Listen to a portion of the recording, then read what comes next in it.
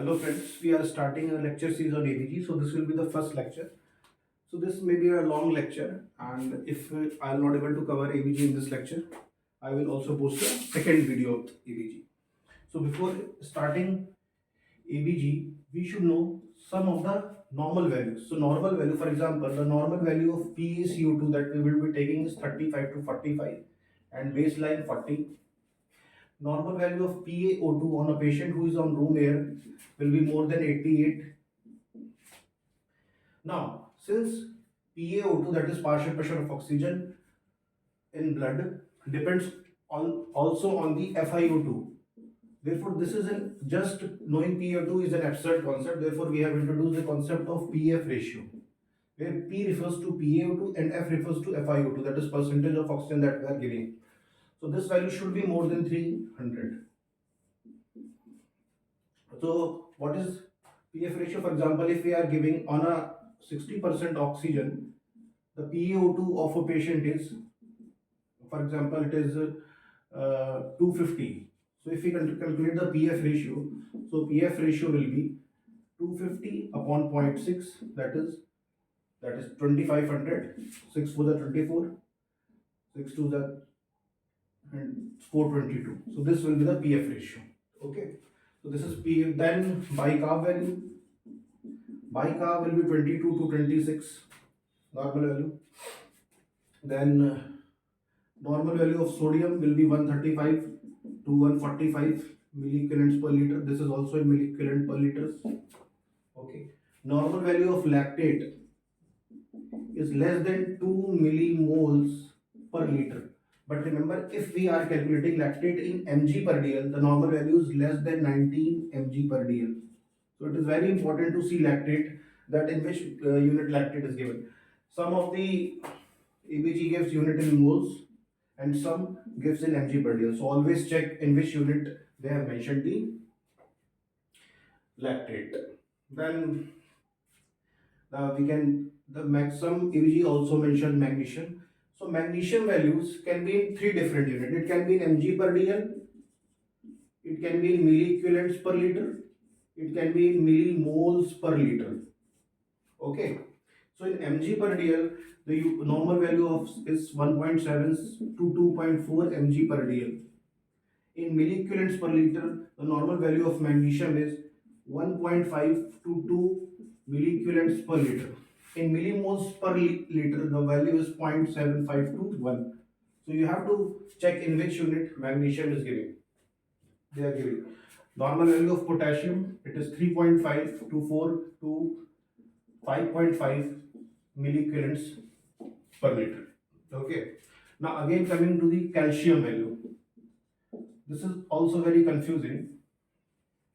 So calcium can be classified into total calcium and ionized calcium.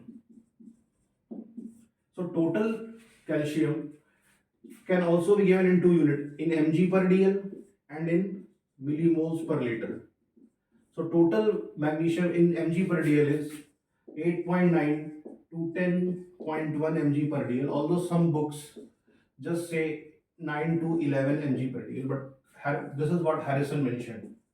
Harrison say that total value of calcium in mg per dl is 8.9 to 10.1 mg per dl, and in millimoles per liter the value is 2.25 to 2.62 millimoles per liter.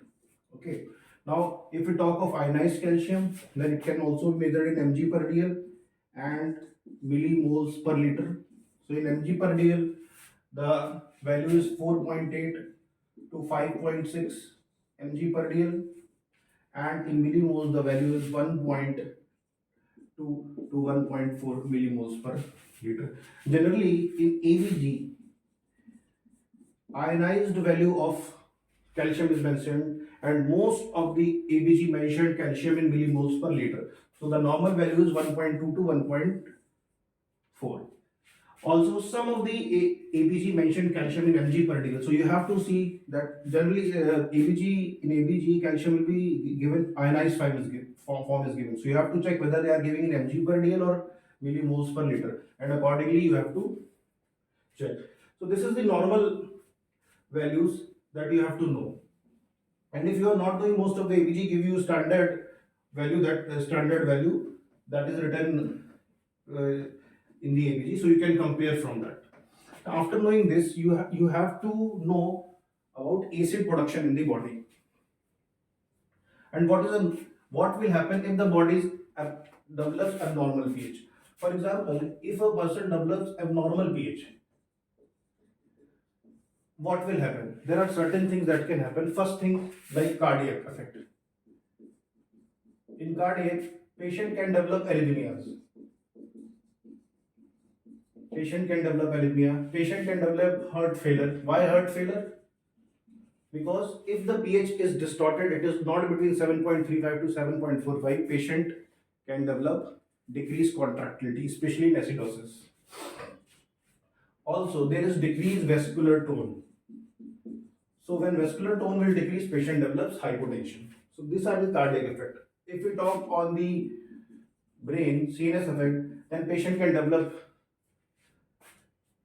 delirium. Then and finally, acid. If the patient develops acidosis, brain can, it has a suppressant effect, and patient can be disoriented, delirium, and then finally patient can go into the coma.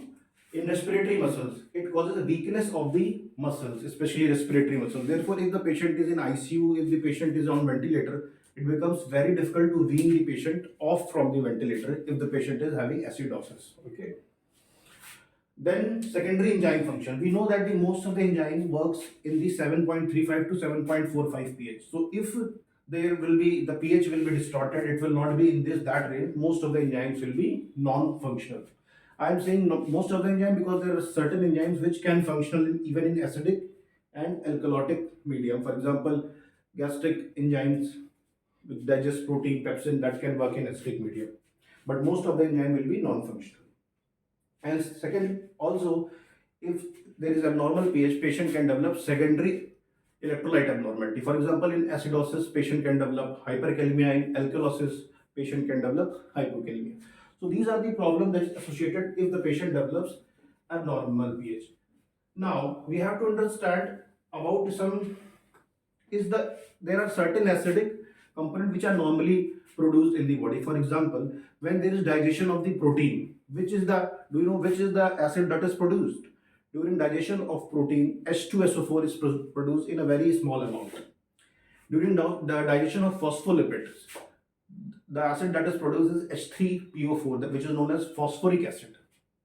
And in the digestion of fat and carbohydrate, carbon dioxide is produced, which is also a acid, but it is a volatile acid. So also heparin. Heparin is the strongest organic acid produced in the body. So heparin.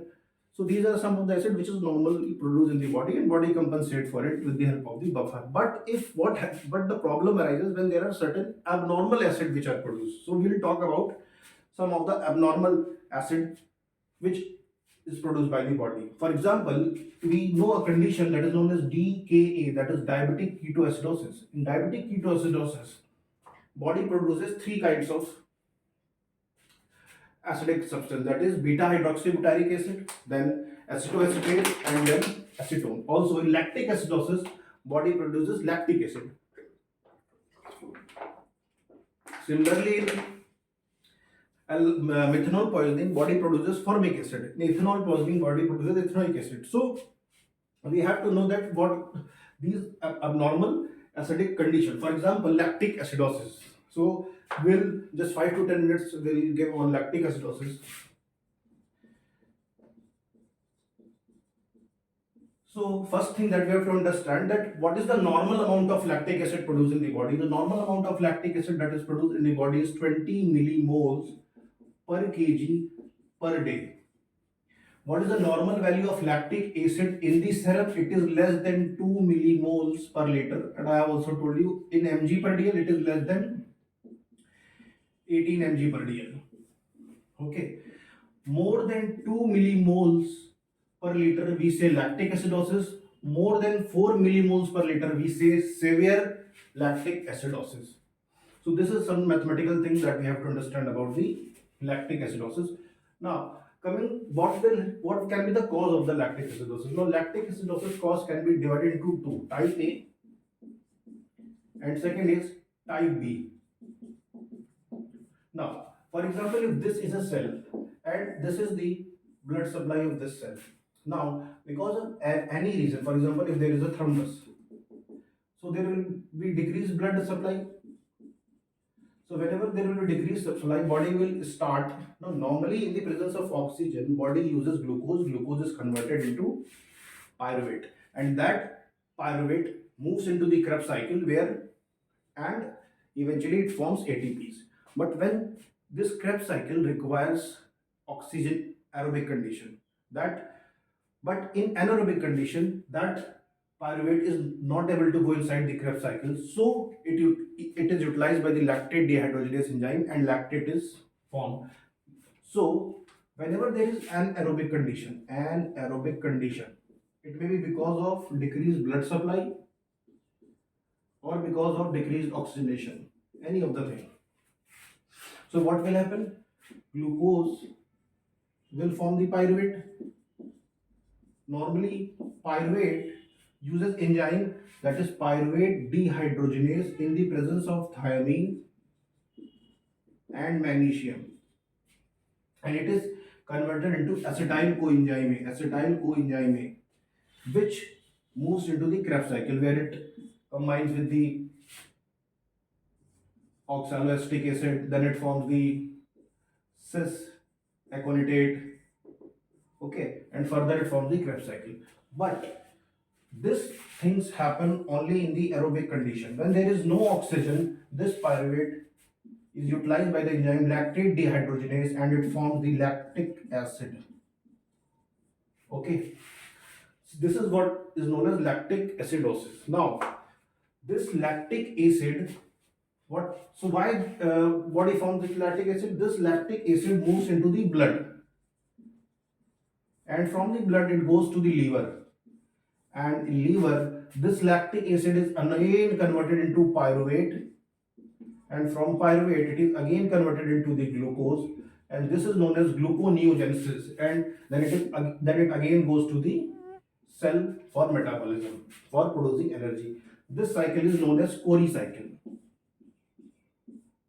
Okay, so this is the reason why in anaerobic condition, when ATP is not generated, body utilizes lactic acid, which is taken by the liver to form for gluconeogenesis, and it forms the glucose, so that it can be used for the energy purpose. Now, this condition is known as lactic acidosis. So this is very easily visible. If there is any liver problem, there will be lactic acidosis because there will be no Cori cycle. Liver will not be able to metabolize lactic acids. Okay. Now, so all those conditions where there is problem because of decreased oxygen or decreased blood supply, and thus leading to lactic acidosis, comes in type A. In type B, oxygen supply, blood supply is normal, but there is defect inside the cell. That cell is not able to carry out this part of the, that is from pyruvate to acetyl coenzyme A and Krebs cycle. This part, somehow cell is not able to perform this part, leading to the lactic acidosis. We have a normal oxygen, oxygen supply is normal, blood supply is normal, but there is in some problem in the cell, for example due to sepsis or due to some toxins or due to some cells, this cell is destroyed so that this pyruvate cannot move into the, for example if a patient has a thiamine deficiency, so what will happen? This pyruvate cannot be converted into acetyl coenzyme A because of thiamine deficiency, so pyruvate will be converted into the lactic acid, so this patient will develop lactic acidosis in spite of a normal oxygen and normal blood supply. So this is the basic difference between what is type A and type B lactic acidosis. Now, so all the causes of the shock, there comes into type A. For example, SHOCK shock.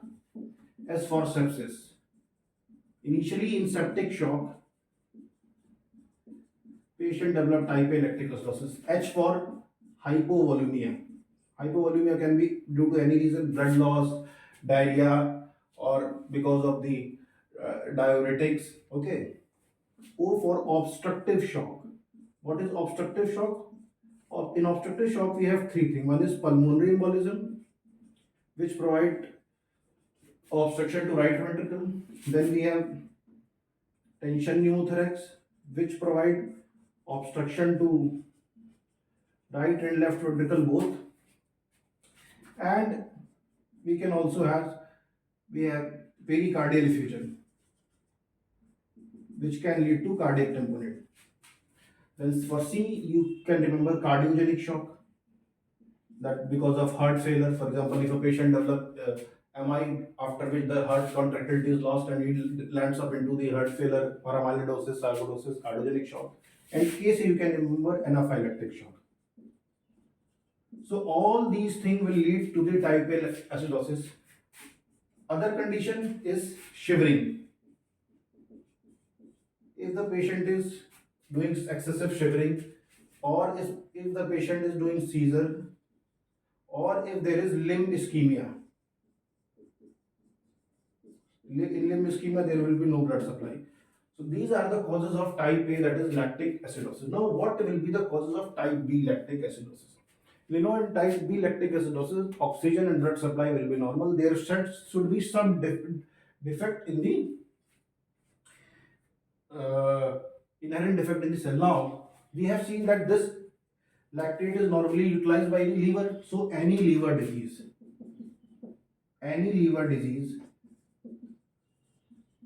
can develop lactic acidosis. Secondly, malignancy. In malignancy, cell starts producing lactate because cell does not allow to use oxygen. So there is malignancy, liver disease, malignancy, then TPN. In total parental nutrition, it has been seen that patient develops lactic acidosis. And then fourth, there are certain drugs which which prevents this pathway and can develop lactic acidosis. These drugs are, please remember their name, amiodarone, which is an antiarrhythmic drug, class 3 Vaughan-Williams classification, adrenaline, alcohol, acetaminophen, which is no, in India called as paracetamol, in USA it is called as acetaminophen. Then biguanide, in which we have metformin and fenformin. Then even beta agonist. Patient taking cocaine. Then in anesthesia, there are two drugs which are known to cause lactic acidosis. One is halothane and other is propofol. These are known to cause lactic acidosis. Plus diabetic ketoacidosis. Also, you know that thymine deficiency and pyruvate dehydrogenase deficiency will also lead to lactic acidosis. So, pyruvate dehydrogenase deficiency, thymine deficiency. Also, it has been magnesium is also required as a cofactor for pyruvate to be converted into acetyl coenzyme, but magnesium deficiency is not associated with the lactic acidosis. And also there is now this Krebs cycle part happens in the mitochondria. So there is a disease that is called as the mitochondrial myopathy that also causes lactic acidosis. A very important thing about pyruvate dehydrogenase deficiency is that in children, if the children with the partial deficiency of pyruvate dehydrogenase, when they develop URTI, upper respiratory tract infection, or any infection, they have a suddenly high lactate value. So we think that what can be the reason? The reason is pyruvate dehydrogenase deficiency. This is one of the classical features that in children with pyruvate dehydrogenase deficiency, once they develop infection, they have a very high level of lactate. So I have told you all the causes of lactate. So next time, whenever in ABG you see high lactic acid, you have to first classify this type A and type B. Then you have to go through this chart and you can diagnose easily. So this was regarding lactic acidosis, very important. Now ABG also becomes, so this is one of the acidic condition where ABG becomes very important to interpret, because Now and then you see lactic acidosis in the ABG. Second thing where ABG becomes very important is diabetic ketoacidosis. There also there is development of acidic condition. So within 1 to 2 minutes, I'll tell you how to see diabetic ketoacidosis.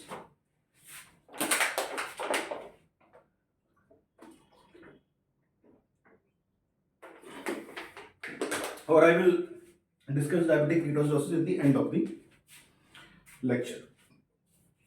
Now I will come to the main part, that how to see ABG. You have to follow this algorithm to understand ABG. Now, so first thing is step one. So this I am giving you this algorithm to diagnose. Where is step one? Step one, always see the pH. If pH is less than 7 point, pH if it is less than, now you see the pH. Now condition can be two. pH can be less than 7.35. pH can be more than 7.45. Okay. If pH is less than 7.35, this is acidosis for sure. If pH is more than 7.45, that is alkalosis. That is for sure. No problem. Now I am telling you a trick. Here you remember same. And in same the last two words is me. So whenever I say same, you have to understand the cause is metabolic. Okay, so whenever I say same, you have to understand the cause is metabolic, because in the same last two words is me. So you have to understand me, metabolic. Now, so you have first step, you have seen the pH. pH is less than 7.35, acidosis, more than pH 7.45, alkalosis. Now second step, you have to see PaCO2. PaCO2 can be less than 40, can be more than 40. Here also you have to see PaCO2. It can be less than 40 and more than 40. Now you have to understand the same me for metabolic. If pH and PaCO2 have the same direction, for example, if they both are falling or if they both are increasing, that means they are going in the same direction. So same me, the cause will be metabolic. The primary cause will be metabolic. If they are in the opposite direction, for example, PaCO2 is increasing, pH is decreasing, that means cause will be respiratory. Now, after knowing this, see, pH is less than 7.35, that is pH is decreasing. PaCO2 is also decreasing, less than 40, so they are in the same direction. And Me is for metabolic, and this condition is acidosis, so this will be metabolic acidosis. Okay.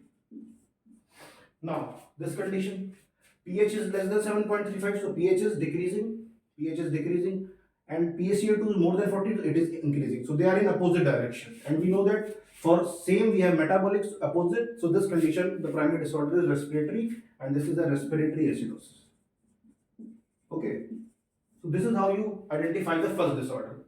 Now in this condition, pH is 7.45, so pH is increasing. Now here PaCO2 is less than 40, it is decreasing, so they are in opposite direction. And in same we go for metabolic, and in opposite we go for respiratory. So this is respiratory alkalosis, because it's already in the first step we know that it is alkalosis or acidosis. Now this condition, pH is more than 7.45, so pH is increasing. PaCO2 is more than 40, so it is also increasing. Both are increasing same, and same for metabolic. So this is metabolic alkalosis.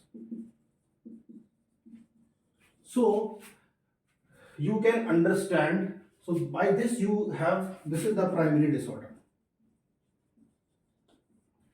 So this is chart. By this chart you can easily be able to know that which is the primary disorder.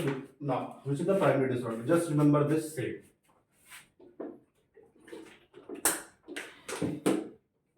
Now after this step, there will be step number 2.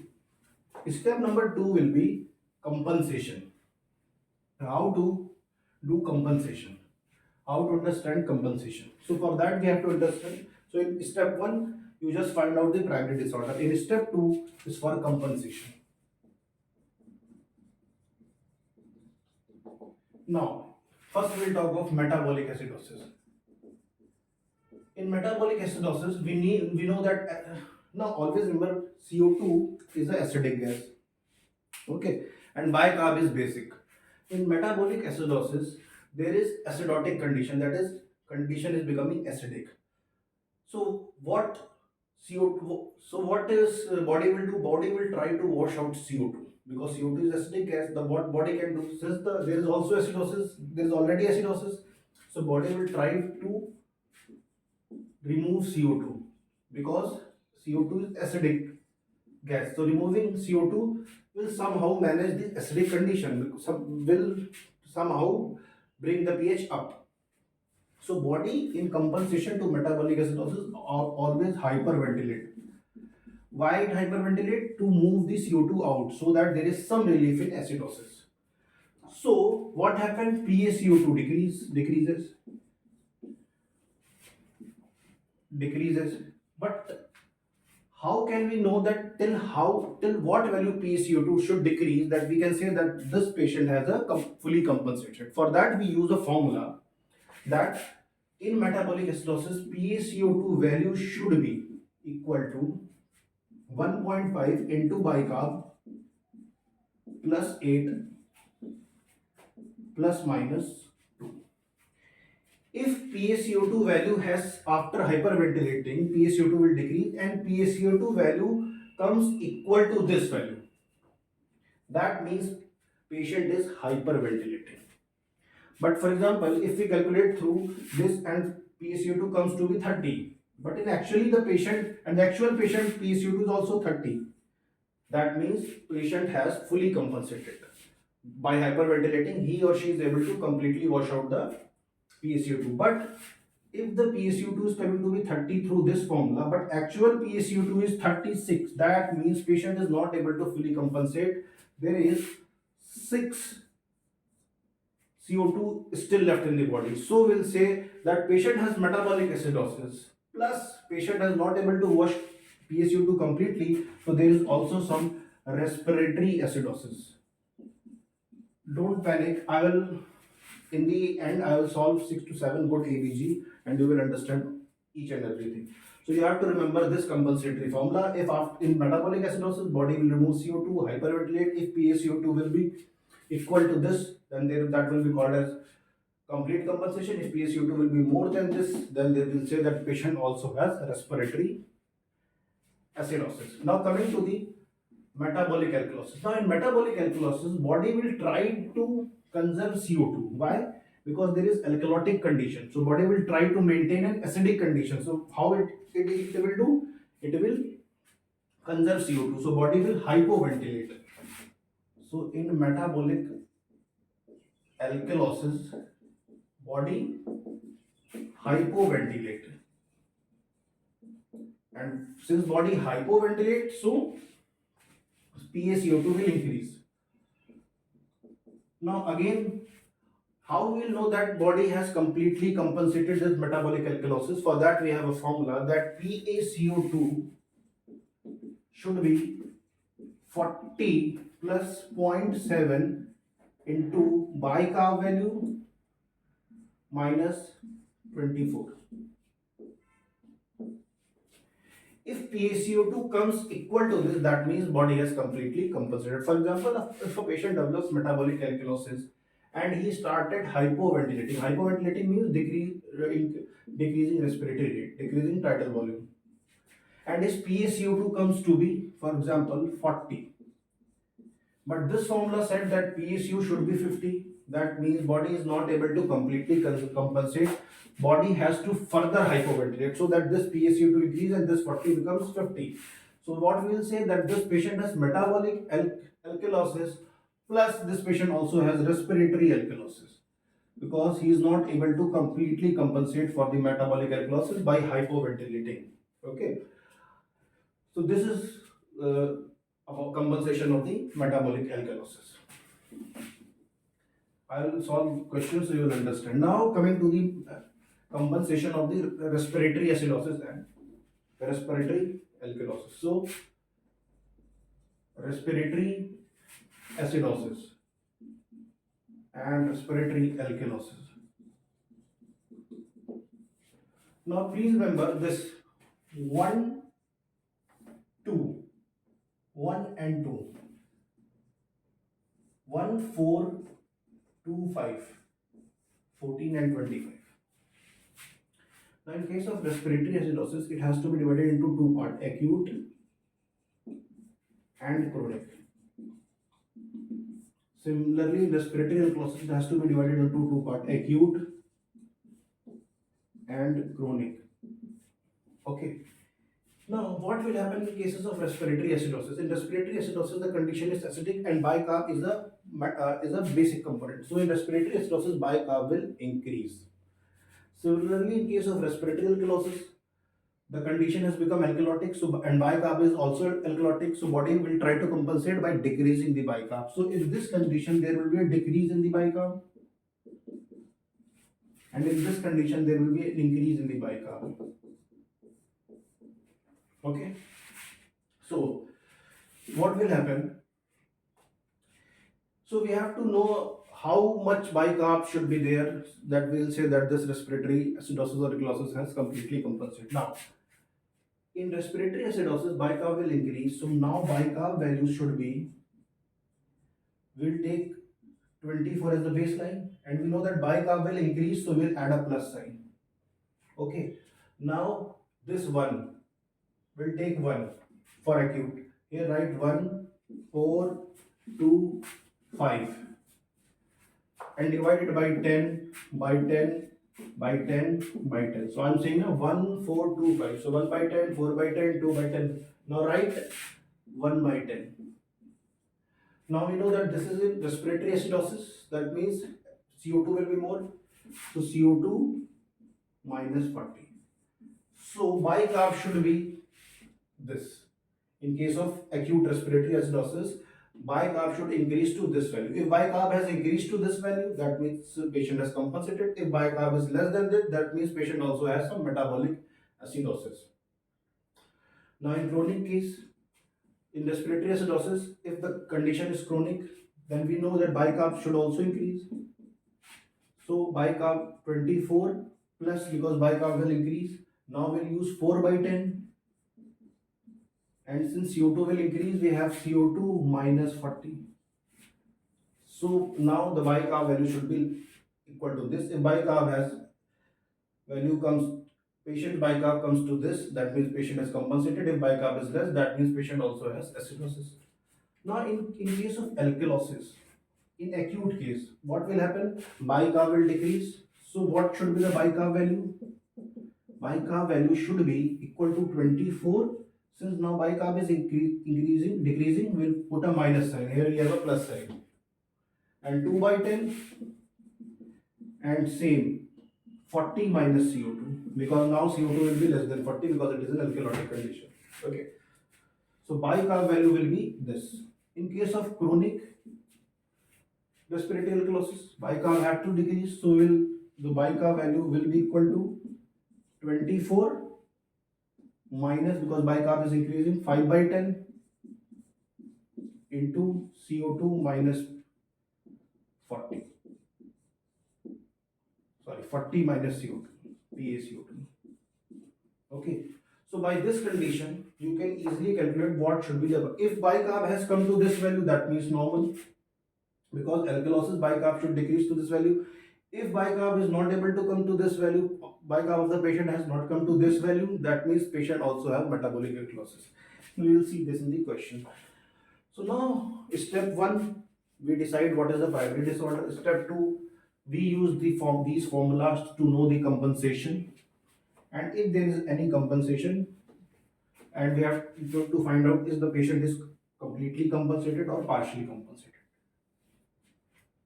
Then comes the step number 3. See, step 3 we have to apply only if the condition is acidotic. Then we have to go for step 3. What is step 3? Step 3 is anion gap. What is anion gap? So we have to understand what is anion gap. See, there are 3 formulas for anion gap. First, we will understand what are the formulas for the anion gap. Then we will go to the theoretical part of the anion gap, because we have to understand it. This is a higher concept to understand. Now, anion gap in simple word is sodium minus chloride plus bicarb, and normal value is less than or equal to 12. Other formula of anion gap is unmeasured anion minus unmeasured cation. Okay, what is this unmeasured anion and unmeasured cation? I am going to tell you. And then there is a third formula for anion gap, which is known as anion gap corrected. Whenever you are calculating anion gap, keep always in mind, always check the albumin. Always check the albumin. In complete medicine, we have to check albumin before calculation of anion gap and also total albumin. So anion, if the patient has a low albumin, if the patient has low albumin, that is albumin is low, then corrected anion gap will be more than the calculated anion gap. And corrected anion gap, this C is for corrected. Corrected anion gap will be anion gap calculated plus 2.5 into 4 minus whatsoever be the albumin value of the patient. And in the same, it's not related here, but I'm telling you, total calcium. In case a patient has albumin, that is corrected total calcium is equal to total calcium calculated plus, in spite of 2.5, here it will be 0.8 into 4 minus albumin. Lot of times in our ICU, if the calcium is less and we give a call to endomedicine people, they come and just they say that this patient has hypoalbuminemia, so just calculate the corrected calcium. Corrected calcium is total that calcium that is calculated, that is has come from the lab, plus 0.8 into 4 minus albumin. So this is the anion gap. After knowing this anion gap, so you have to understand what is unmeasured anion and unmeasured cation. Now for this, understand if this is the pool of a person, this pool is consist of the cations, and this is the pool which consists of anions. Okay, so there are mainly the cation that we take is sodium. For example, if we take that sodium is 140, then potassium we take at a 4, and then there are certain other cations which we don't measure. For example, manganese, for example, selenium, for example, copper, we don't measure. So all these cations are known as unmeasured cation. Okay, all these cations are known as unmeasured cation. Now in anion, we have mainly bicarb, which we measure. Let's take a normal value of bicarb to be 24. We measure chloride, let's take its value 104. Then there are a lot of anionic part like phosphates, organic anions that we don't measure. Nitrates, nitrites. This is known as unmeasured anion. So the gap between these two, unmeasured cation and unmeasured anion, this gap is known as anionic gap. Okay. So this gap is known as anionic gap.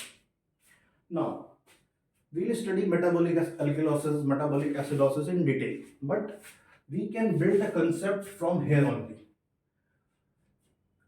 We know that metabolic acidosis is of two types. One is normal anion gap metabolic acidosis, and second is the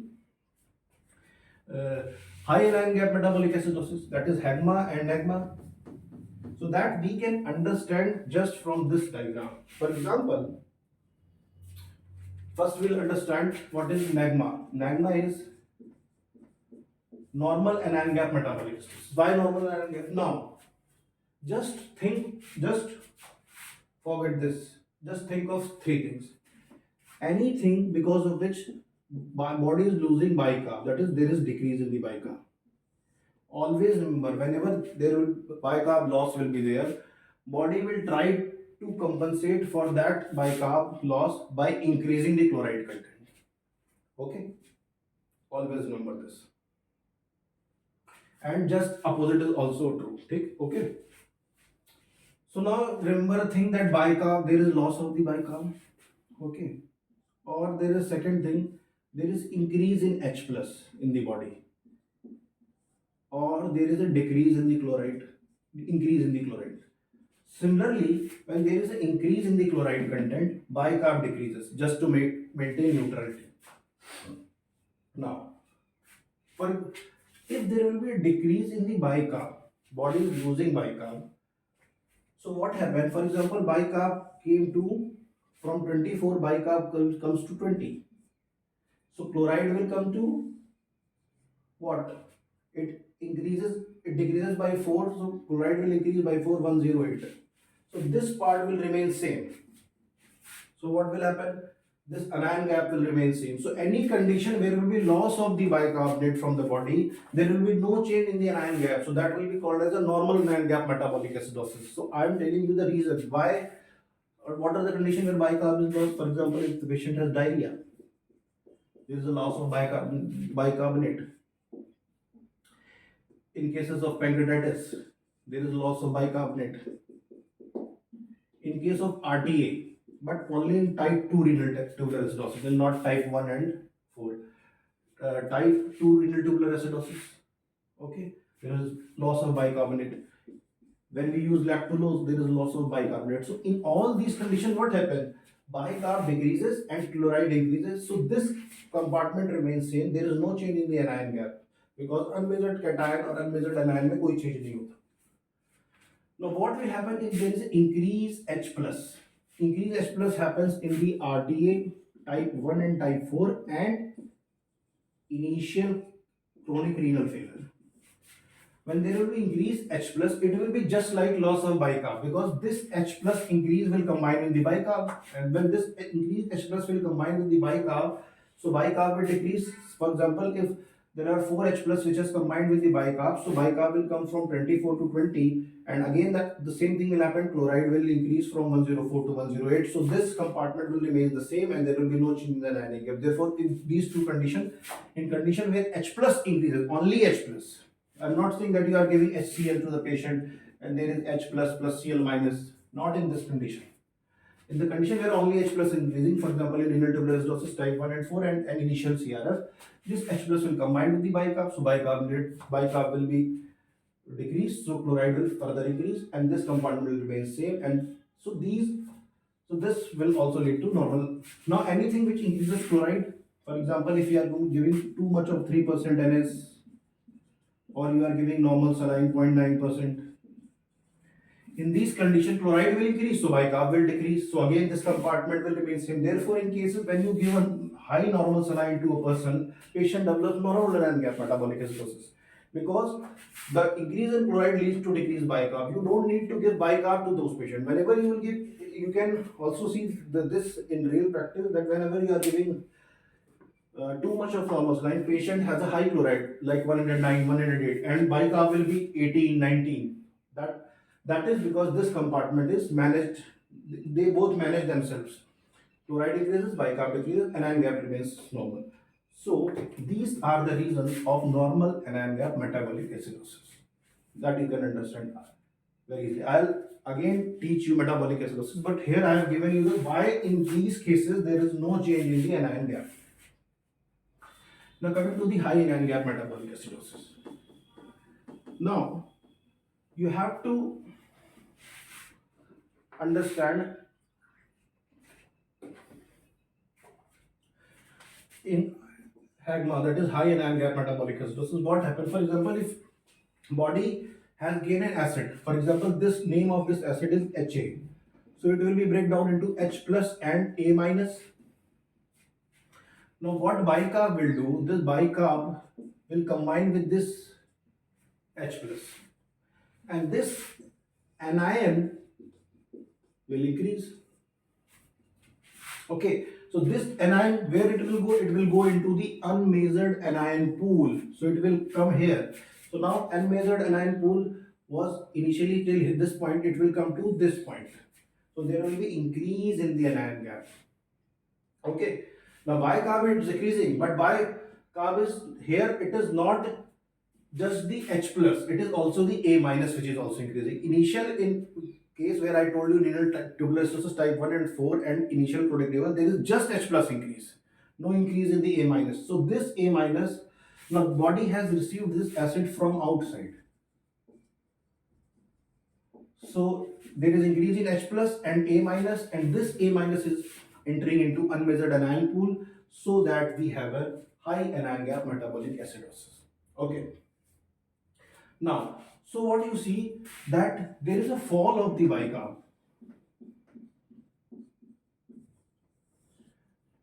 and there is increase in the anion gap.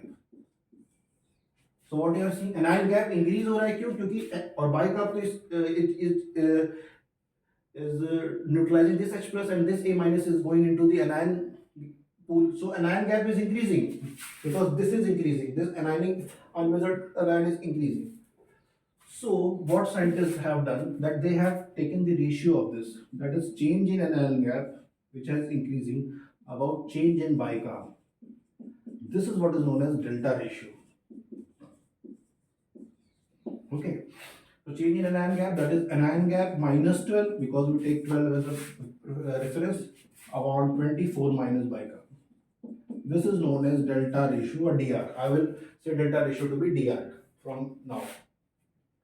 Now, delta ratio can also be interpreted less than 0.4, it is only NAGMA, normal anion gap metabolic acidosis. 0.4 to 0.8, it is NAGMA, that is normal anion gap metabolic acidosis, plus HAGMA, that is high anion gap metabolic acidosis. Now 1, generally the value 1 comes for ketoacidosis. And if you take it is from 0.8 to 1.2, the value is in ketoacidosis. Value 1.6 occurs in lactic acidosis. Value 1 to 2 occurs in HAGMA, plus occurs only in HAGMA, that is high anion gap metabolic acidosis. And if value is more than 2, this is a very important condition. If the DR value, that is delta ratio value, is more than 2, then it occurs in HAGMA plus metabolic alkalosis. So a lot of time in cases, if you have a patient of HAGMA, that is high anion gap metabolic acidosis, you will calculate delta ratio. Delta ratio will be more than 2. So that means patient also has metabolic alkalosis. This is very important. So a DR, that is delta ratio of more than 2, means patient also has HAGMA plus metabolic alkalosis. Okay. Now let's understand a case where we have a high anion gap metabolic acidosis and we have high anion gap metabolic acidosis and we have a high anion gap metabolic acidosis and we also have metabolic alkalosis. So this is the case. For example, we have HAGMA plus metabolic alkalosis. Okay. So I'm again drawing this diagram. This is the unmeasured anion part. This is bicarb taking value 24 and this is chloride taking value 104. So now we'll break this into two. First we'll take off HAGMA, that is high anion gap metabolic acidosis. So what will happen, for example, if say the bicarb has come from 24 to 12, where this 12 bicarb has gone, that has tried to neutralize the H plus that has generated because of that exogenous acid that body has received or body has formed. Now the bicarb will come to the 12.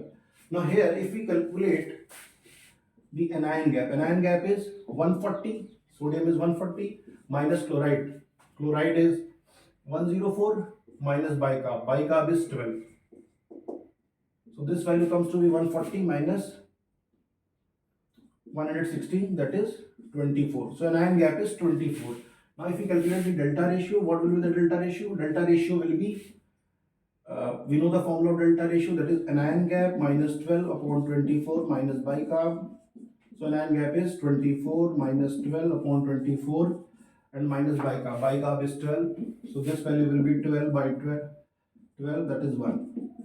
So we have seen in HECMA the ratio of delta ratio came to be 1.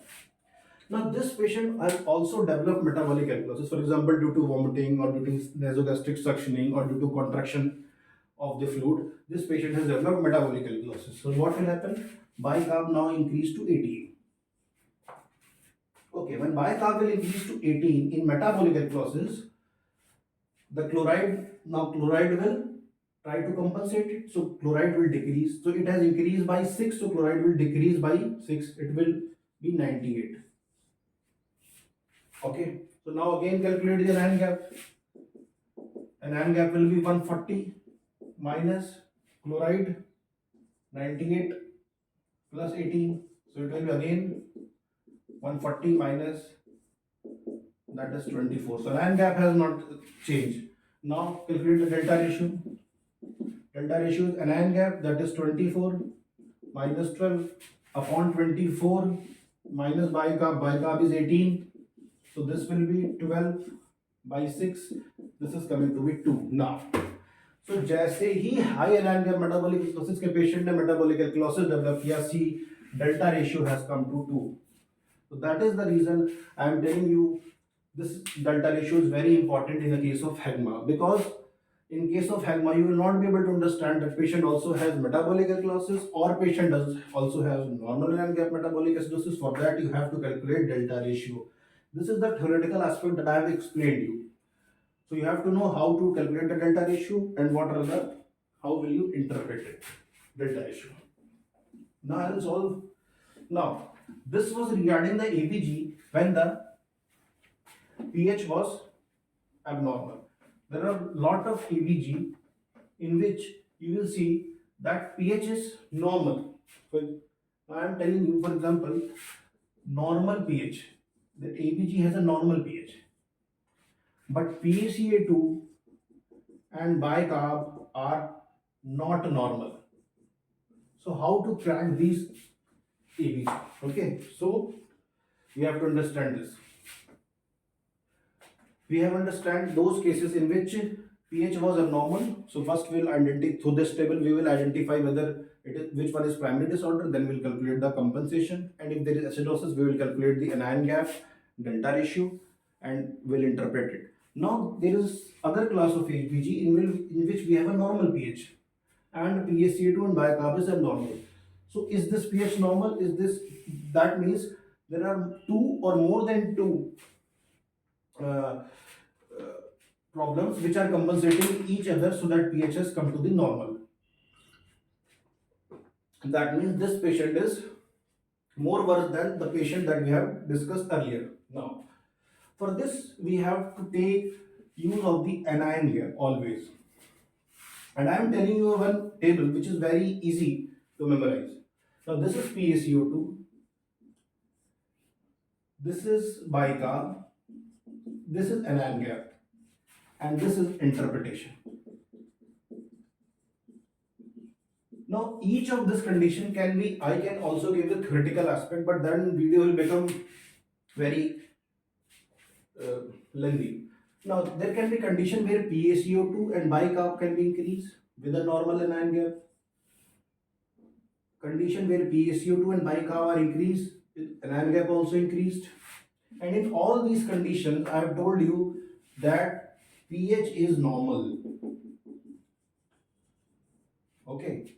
Then there can be condition where PaCO2 and bicarb both are decreased and anion gap is also normal. Then there can be condition that PaCO2 and bicarb is decreased and anion gap is increased. Then there can be condition where PaCO2 and bicarb is normal and anion gap is increased. See, this condition, if you think this condition is very difficult to diagnose, you have a normal PaCO2, you have a normal bicarb, you have a normal pH. So you, in the first go, you will say that this patient has a normal ABG, but it is not. No. Understand. Now always write this 2, 3, 2, 3, 2. Okay, 2, 3, 2, 3, 2. I am again telling, write it here. 2, 3, 2, 3, 2. So see, in this condition there will be two disorder. This is a case of triple disorder. So whenever you have a see normal pH, increase PaCO2, increase bicarb, increase anion gap, this is a case of triple disorder. So right, you can remember that whenever you have a normal pH with the increased PaCO2, increased bicarb and increase anion gap, you have a triple disorder. Now 2, 3, then again 2. Normal PaCO2 decrease, bicarb decrease, anion gap is normal. This is a double disorder. Then again PaCO2 is decreased, bicarb is decreased, and anion gap is increased, double disorder. PaCO2 and bicarb both are normal and anion gap is increased. This is also double disorder. Now you can very easily interpret this table. Here should be two disorders because it is written 2. PaCO2 is increased, that means respiratory acidosis. Plus second disorder, bicarb is also increased, that means metabolic alkalosis. So this patient has respiratory disorder and also metabolic alkalosis. Both are compensating each other. Now here there should be three condition. PaCO2 is increased, that means there is respiratory acidosis. Plus CO3 bicarb is increased, that means there is metabolic alkalosis. There is also increase in anion gap, that means high anion gap metabolic acidosis. So there are three things in this condition. This number is telling you. Again 2, PaCO2 is decreased, that means respiratory alkalosis. Bicarb is decreased, that means metabolic acidosis. Now how will you determine it is a normal anion gap or high anion gap? So you see anion gap is normal, so this will be a NAGMA, that is normal anion gap metabolic acidosis. So here they both are compensating each other. Now in this condition, this is a very dangerous condition where PaCO2 is decreased, bicarb is decreased, but anion gap is increased. So we have a three disorder. PaCO2 is decreased, that means respiratory alkalosis. Plus bicarb is decreased with, so that means acidosis, metabolic acidosis. How will you say that it is a normal anion gap or high? Anion gap is increased, so it is a high anion gap metabolic acidosis.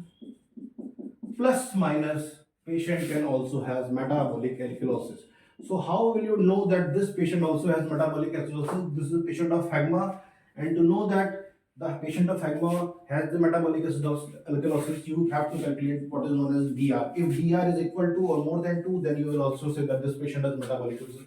So this is a condition, where PaCO2 and bicarb is decreased with an increase in anion gap. Patient can have respiratory alkalosis plus high anion gap metabolic acidosis.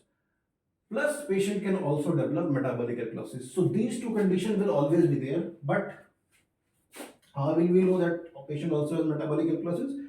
We will calculate the DR, that is the delta ratio. And this is fourth condition, which is a very beautiful condition. See, normal pH, normal PaCO2, normal bicarb, and anion gap is increased. So here you have metabolic alkalosis with HAGMA, that is high anion gap metabolic acidosis. So this is asked a lot, that a patient has a normal pH, normal PaCO2, normal bicarb, and anion gap is 23. What can be the cause? So that means the patient has a metabolic acidosis and HAGMA, and both are compensating each other. Now I will solve some questions of ABG in front of you, and then I will discuss some of the again higher topics of ABG. Okay. So I am writing down the questions.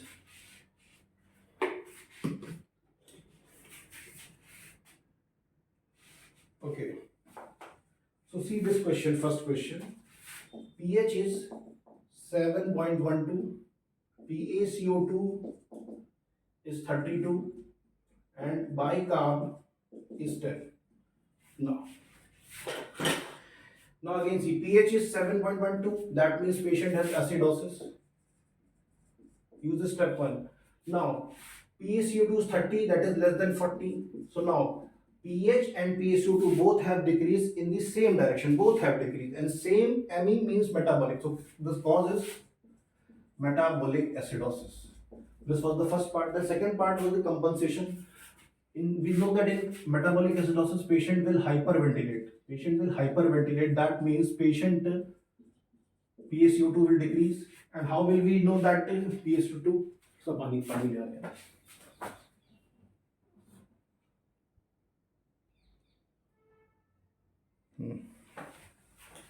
So what are we telling? So hyperventilating. Yeah. So what I'm telling, yes, pH is 7.12. This acidosis metabolic patient is hyperventilating.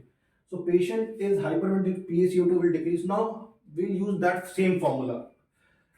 That PaCO2 in this condition should be 1.5 into bicarbonate plus 8 plus minus 2.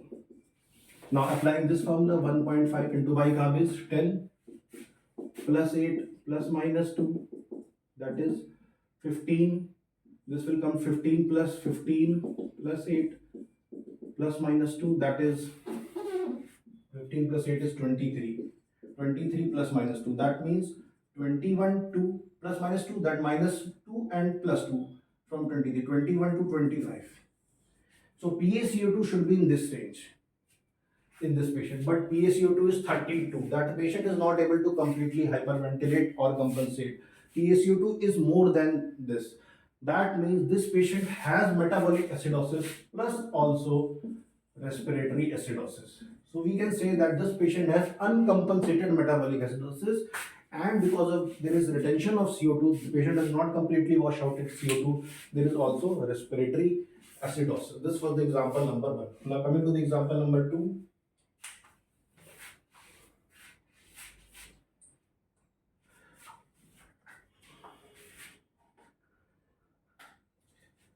pH of a patient is 7.34, PaCO2 is 65, and bicarb is 34. This is an acute case.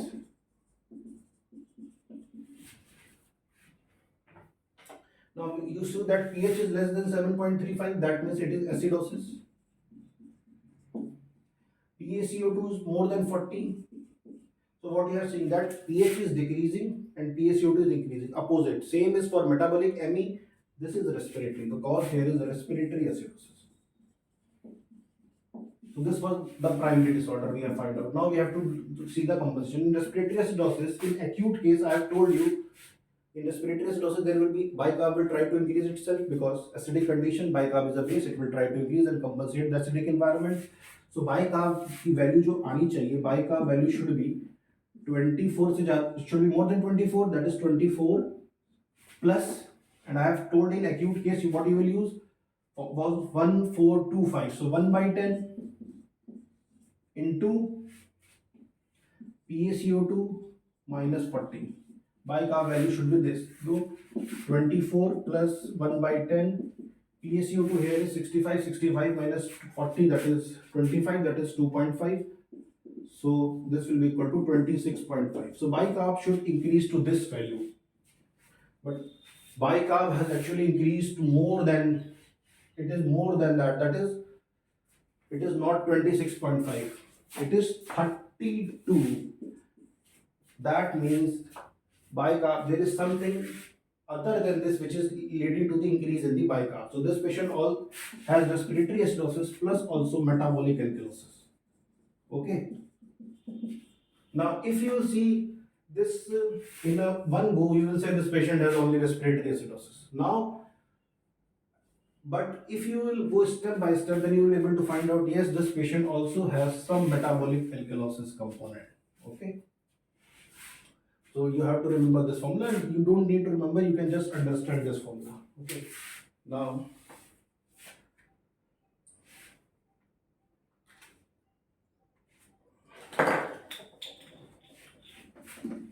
next question.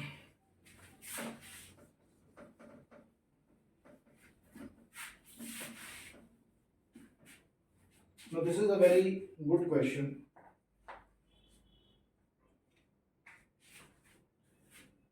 pH of the patient is 7.17, PaCO2 is 65, bicarb is 22, sodium is 136, potassium is 3.9, chloride is 98, and albumin is 1.6. Take potassium to be 4. अब बताइए इस patient में क्या क्या होगा. तो सबसे पहले देखा pH 7.17, that is acidosis. So, and PaCO2 it is 65. PaCO2 is 65, yes, 65. So PaCO2 is increasing.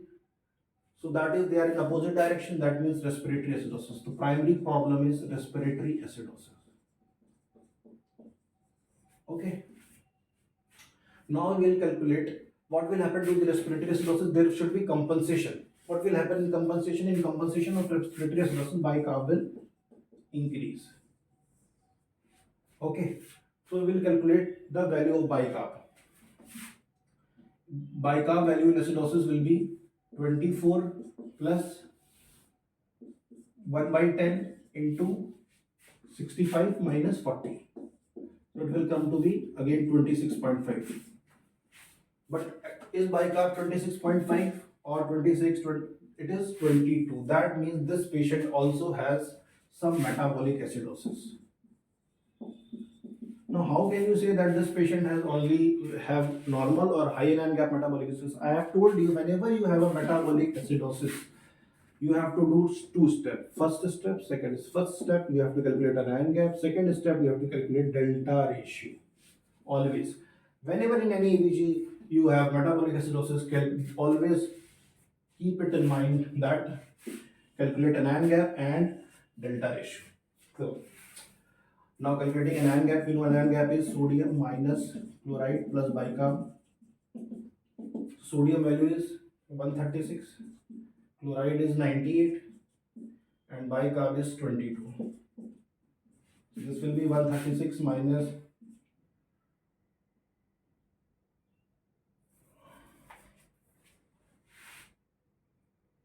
98 plus 22, 8 to 10, that will be around 130. So it will be 6. Okay. So this patient has a normal, that means anion gap is normal. So this patient has a NAGMA, that is normal anion gap metabolic acidosis. This is not a high anion gap metabolic acidosis. Okay.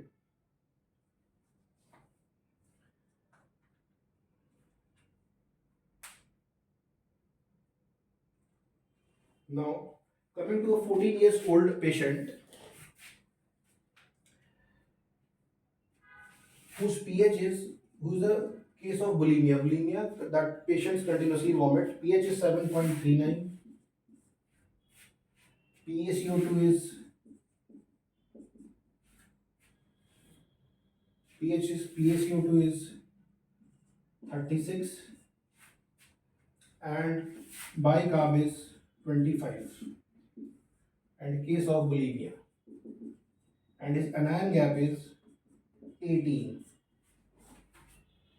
Now tell me what is the problem. So this is the case, you see a normal pH. This is a normal pH. PaCO2 is normal. Bicarb is normal, but anion gap is increased. So this is our fourth condition. So this patient will have, I have told you, just rewind and see that table. So this is the fourth condition where we have a normal pH with the normal PaCO2, normal bicarb and increased anion gap. So this is the case with the metabolic alkalosis plus high anion gap metabolic acidosis. So what could be cause? The cause of metabolic alkalosis is too much of vomiting. He is losing H plus. So there is metabolic alkalosis, and because of excessive vomiting, that patient may develop dehydration and BP can fall down, because of which patient can develop lactic acidosis. So the cause of AGMA can be lactic acidosis and the cause of metabolic alkalosis can be vomiting. So this patient, this is the condition. This ABG you can encounter a lot, and this is one of the toughest ABG. Okay. So now after solving this question, you can, after seeing this lecture, you have a general idea of the ABG. Now in the second lecture, I will be discussing the metabolic acidosis, respiratory acidosis in great detail.